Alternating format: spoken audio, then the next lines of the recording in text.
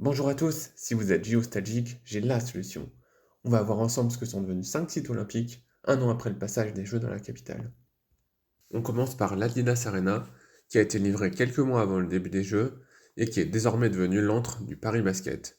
Cette salle a permis au club de progresser de façon fulgurante, puisque les Parisiens ont pu participer pour la première fois à l'Euroleague et surtout gagner leur premier titre de champion de France. Notez que le badminton, qui était le sport résident pendant les Jeux, fera son grand retour dans cette salle du 25 au 31 août, puisque c'est la France qui a été choisie pour organiser les championnats du monde 2025, alors venez nombreux.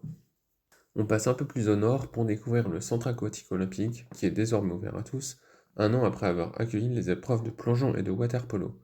Vous pouvez venir vous y baigner au prix de 6,50 €, ce magnifique bassin se trouve juste en face du Stade de France. Restons dans le thème de la natation avec ce qui a fait beaucoup parler depuis 2 ans, la baignade dans la Seine. Un an après les épreuves de triathlon, tout le monde peut désormais venir goûter l'eau, mais seulement dans des espaces très réduits répartis à 4 endroits de la capitale. Et si la baignade n'est pas possible pour cause de mauvais temps, vous pouvez toujours vous rabattre sur le pédalo. Maintenant, on va prendre de la hauteur en allant au sommet de la butte Montmartre. Le passage de la course en ligne avait été un tel succès dans la rue Le Pic qu'il a été reconduit pour la dernière étape du Tour de France. C'est la première fois que les coureurs avaient ce parcours dans Paris et le résultat est exceptionnel car la foule était encore au rendez-vous, notamment devant le Sacré-Cœur. Et enfin, on termine par ce qui a été le clou du spectacle lors de la cérémonie d'ouverture, la vasque olympique. Fort de son incroyable succès l'an dernier, elle est revenue au Jardin des Tuileries le jour de la fête de la musique, et elle sera là au moins jusqu'à l'été 2027. Je ne sais pas ce que vous en pensez, mais pour moi, c'est un monument qui doit rester à vie dans le jardin, car elle fait partie de l'héritage des Jeux.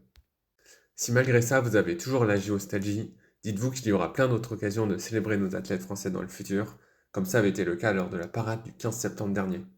De toute façon, vous aurez toujours un événement sportif près de chez vous. N'oubliez pas aussi que dans quelques mois, c'est déjà les JO d'hiver à Milan-Cortina, avec une cérémonie d'ouverture qui aura lieu le 6 février 2026 dans le mythique stade de San Siro. Si vous préférez attendre les prochains Jeux en France, je vous laisse avec la magnifique vue qu'auront les athlètes qui auront la chance de loger au village olympique de Briançon en 2030.